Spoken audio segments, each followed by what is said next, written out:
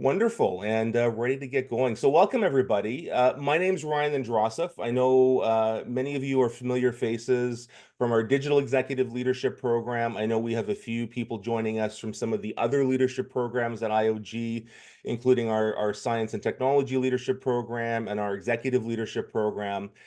Really great to have you all with us for this noon hour webinar.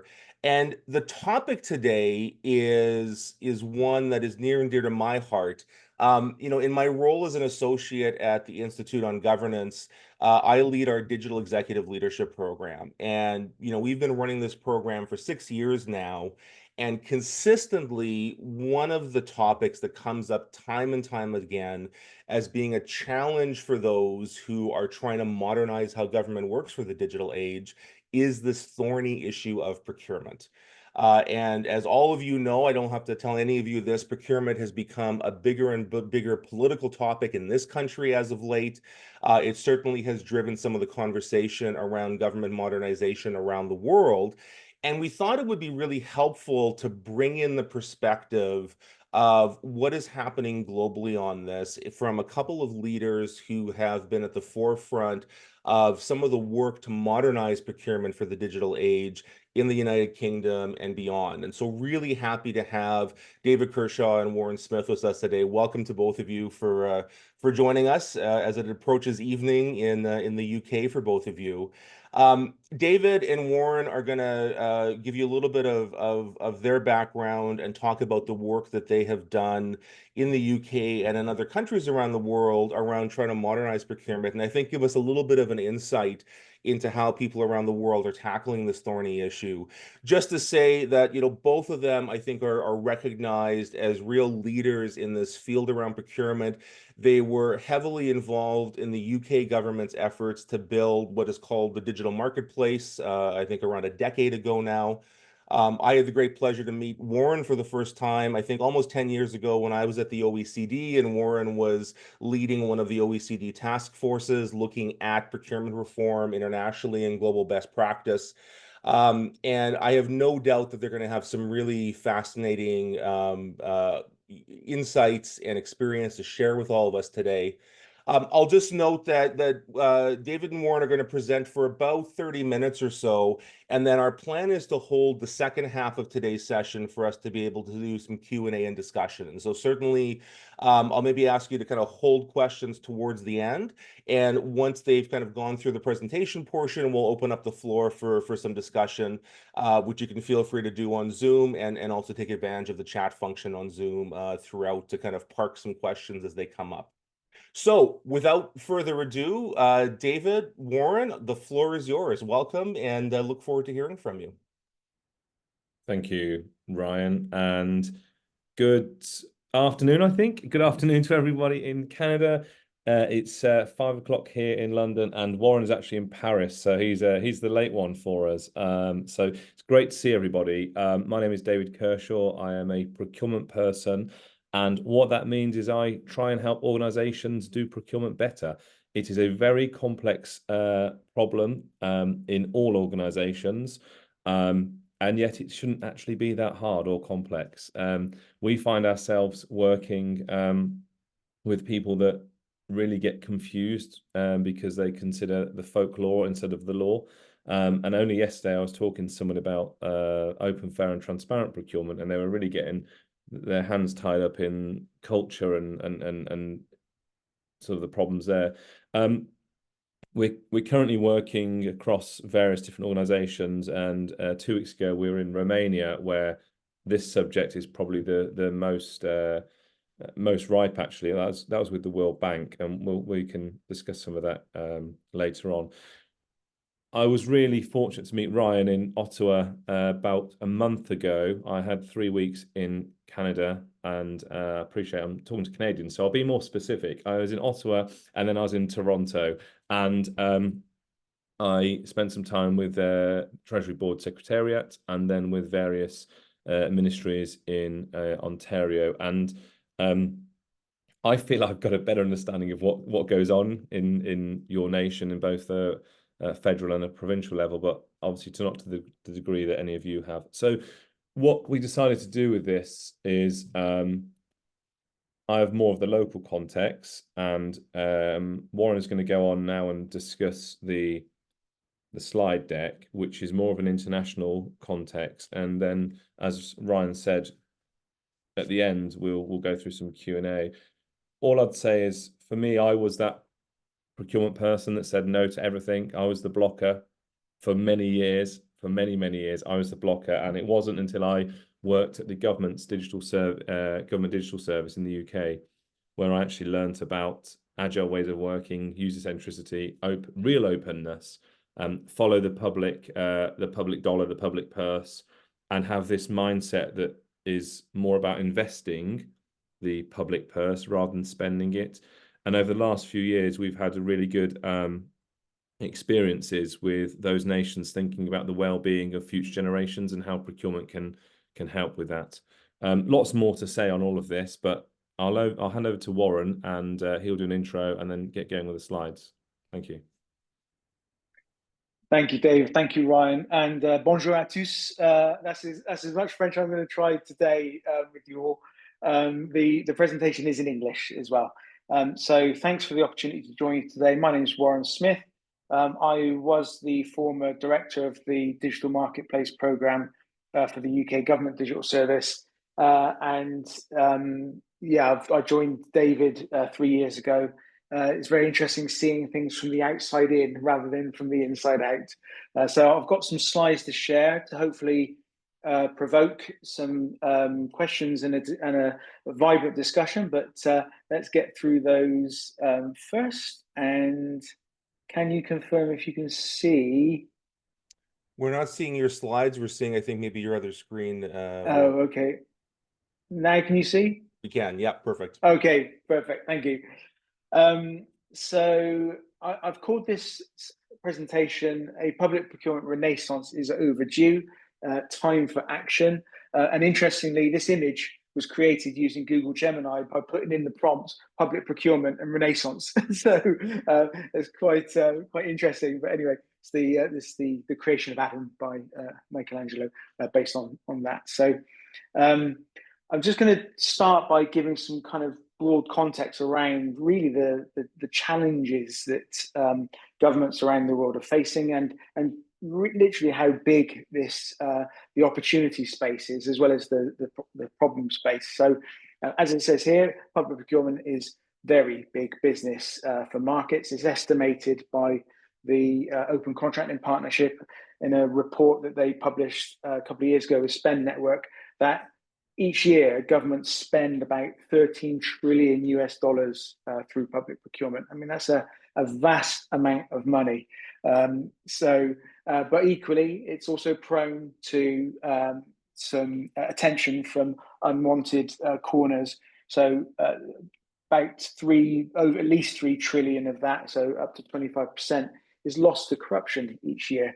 So 3 trillion lost to corruption. That's another eye-watering amount when we think about financial downturns, the need to channel public funds towards public service delivery.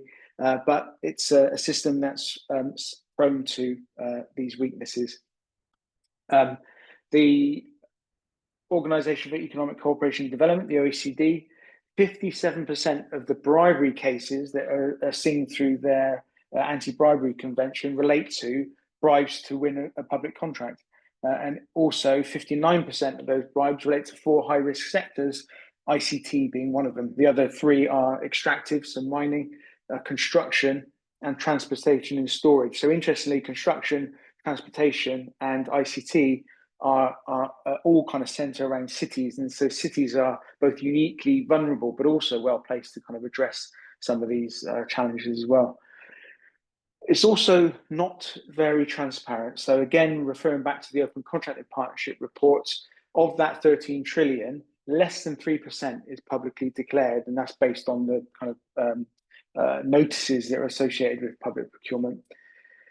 Now, just more closer to our home, the European Union, this very interesting report by the European Court of Auditors, which was published in December just last year, also were looking at the transparency issue. And they found that when looking back over the last decade, that more than 50% of the 27 member states of the European Union had a publication rate less than 5%. So that's consistent with the open contracting partnerships analysis as well.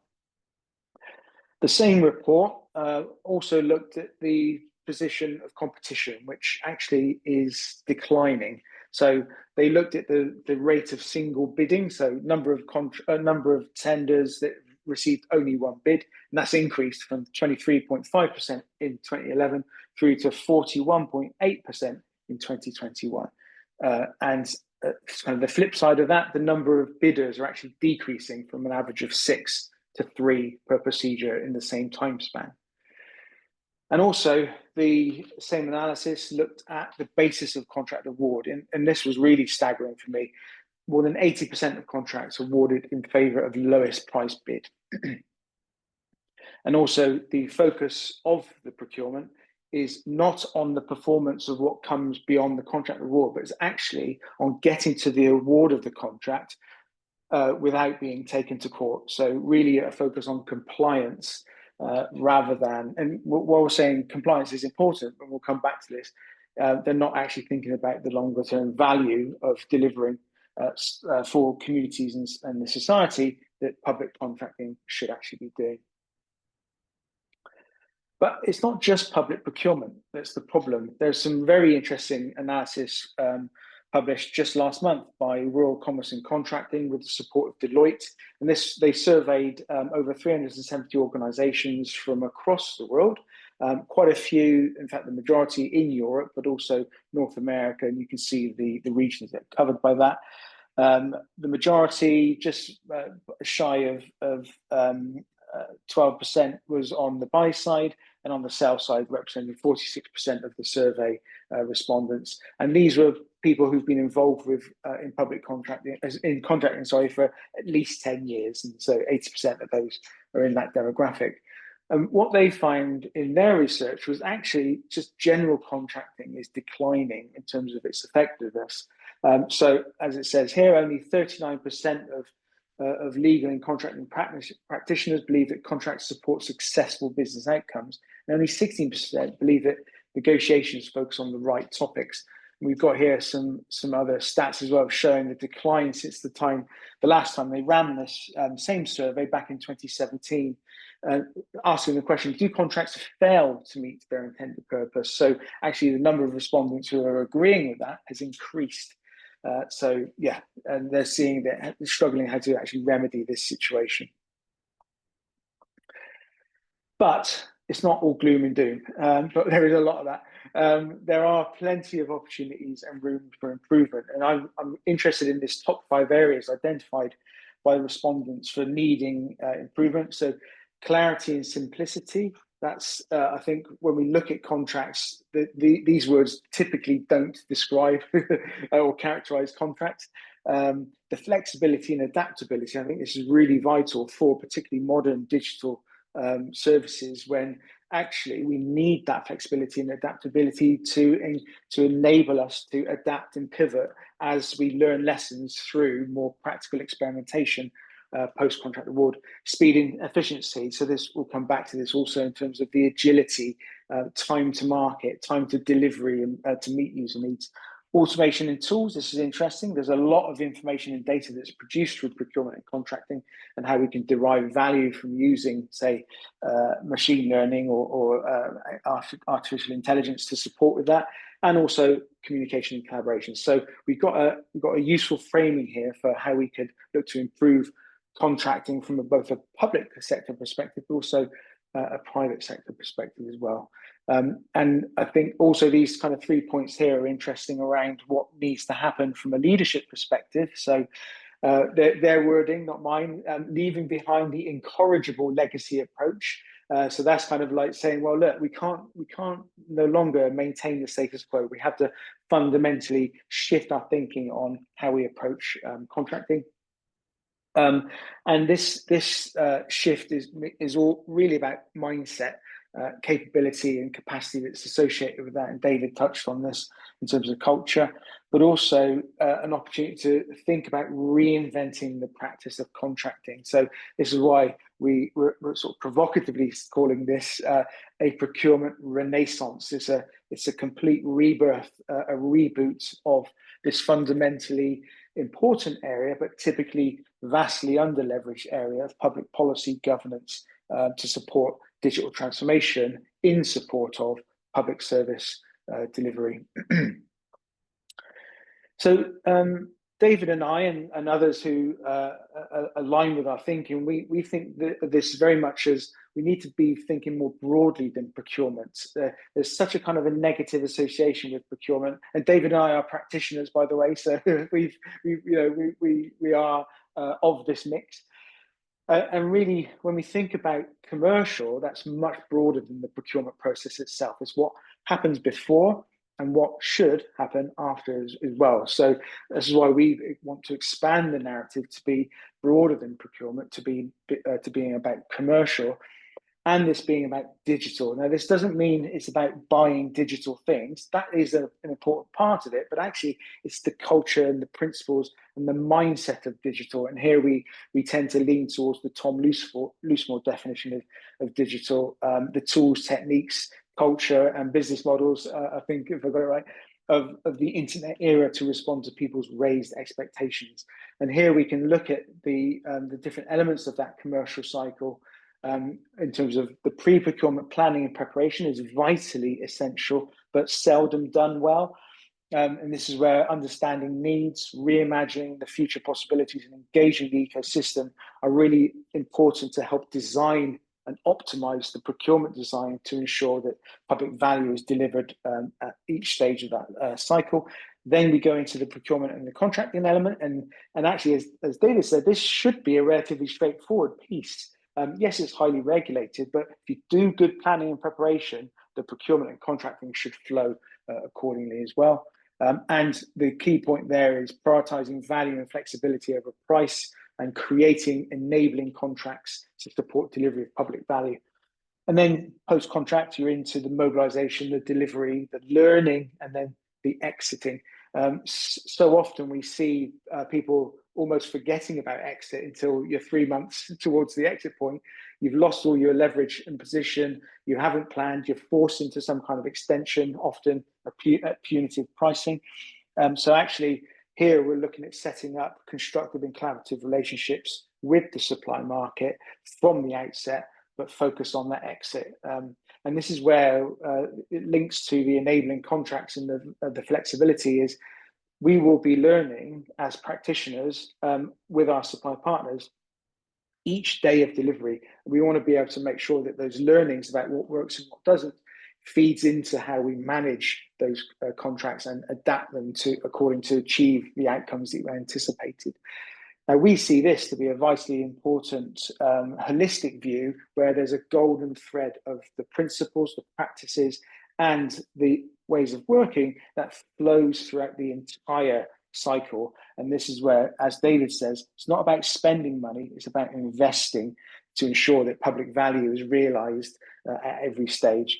And we would recommend taking a standards-based approach associated with governance to optimize those decisions on investment, and that we support collaboration at each stage.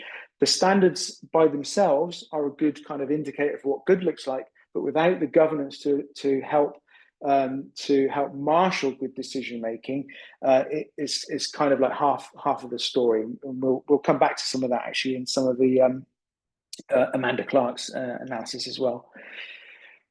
So that's what we call the digital commercial cycle. Last month, you may have seen or even been involved with the gathering of government leaders and heads of state from around the world in New York at the UN General Assembly. It's actually called the Summit of the Future over the course of, I think it was the 21st to the 23rd of September. But on the Sunday, the 22nd, the UN's Pact for the Future was adopted. And this is really fundamental to really kind of almost reinvigorate the sustainable development narrative and the whole agenda, the 2030 agenda, which is increasingly closer and closer. And what really chimes with us is that the notion of, as it says here, today's decisions, actions, and inactions have positive and negative multiplier effects spanning generations. This really talks to the importance of not simply taking extremely short-term views on contracting, i.e., the lowest price, and not really thinking about what happens beyond that contract award moment, but actually balancing short-term, medium-term, and long-term needs with a view to what the generations to come need to also do. And so this notion of kind of being a responsible custodian of the public purse, I think, is absolutely fundamental in helping to shift our profession to being much more strategic than it is currently at the moment.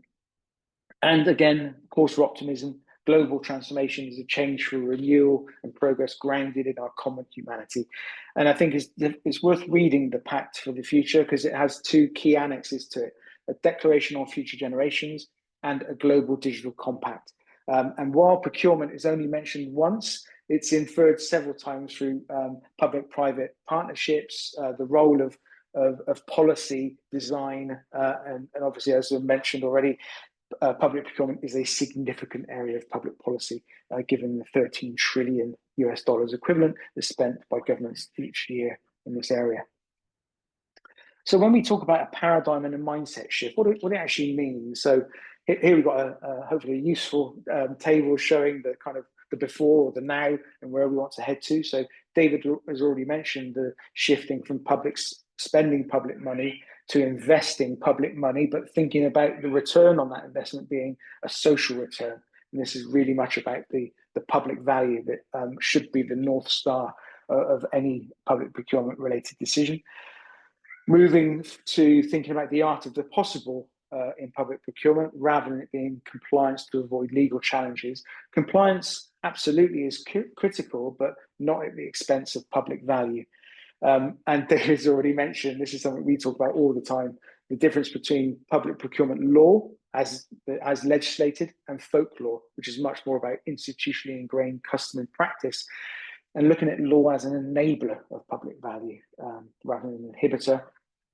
Shifting from e-government and Industry 4.0 through to digital government and Industry 5.0. So this is much more about, again, kind of talking to the narrative of what digital means, both from the tools, the techniques, and the culture and the business models, and as well as the enabling technologies that support digital transformation.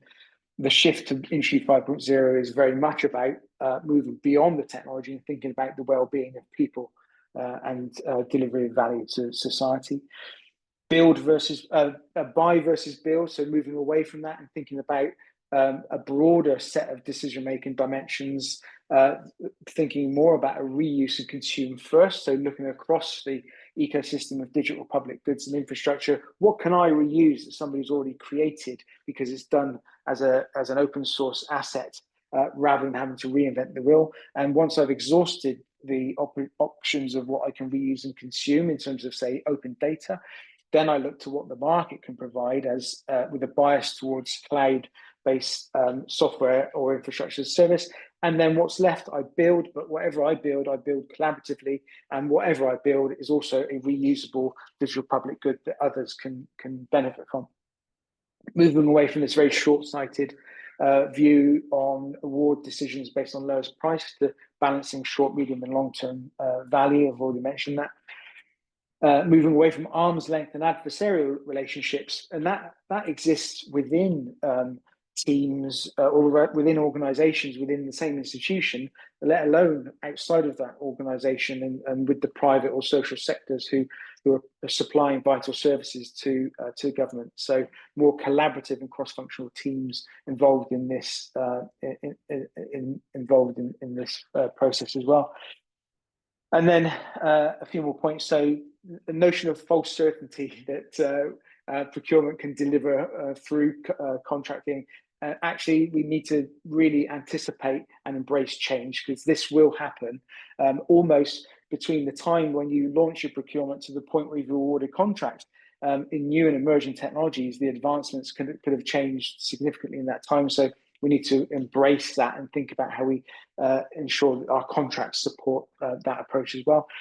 And I've got a few points in here. I should have just called this out. I did briefly earlier, but we've taken inspiration from Amanda Clark's excellent paper, Breaking All the Rules, Information Technology Procurement in the Government of Canada. So some of these things might look familiar to you because we have drawn inspiration from Amanda's work there. So yeah, outsourcing is a near default to something she mentioned. Actually, it's about balancing what's right to do in-house and where should we look to bring in expertise from the market. Move away from proprietary and rigid software to open source, reusable, adaptable DPGs and DPIs. I mentioned that already.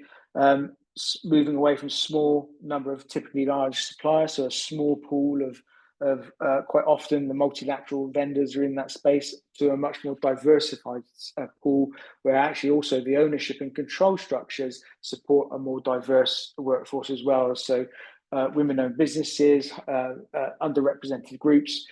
So yeah, procurement can also be a massively important policy lever to achieve that as well. And finally, complicated and constraining contracts. We don't like those. We want simple, clear, and enabling contracts that help us to deliver successful delivery and public value through the contracting flow.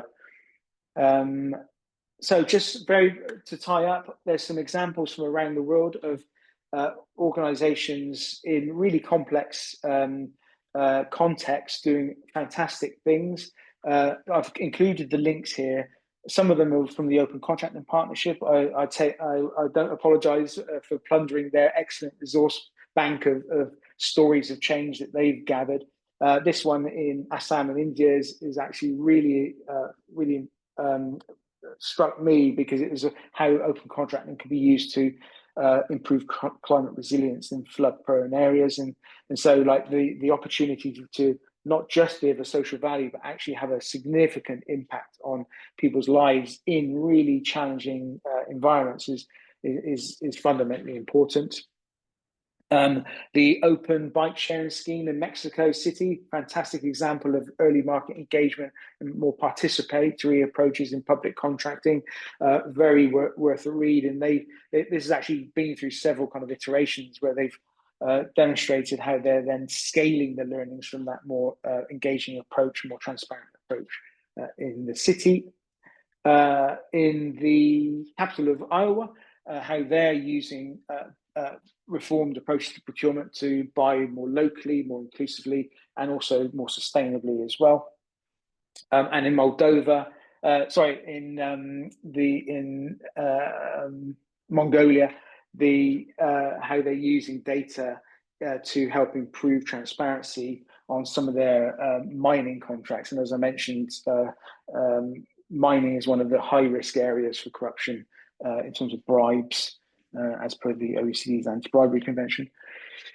Jakarta, they're doing some great work around inclusive design of and urban planning. So thinking about how cities should be designed around the needs of underrepresented groups again. So in this case, female workers who are traveling at different times of the day and the night.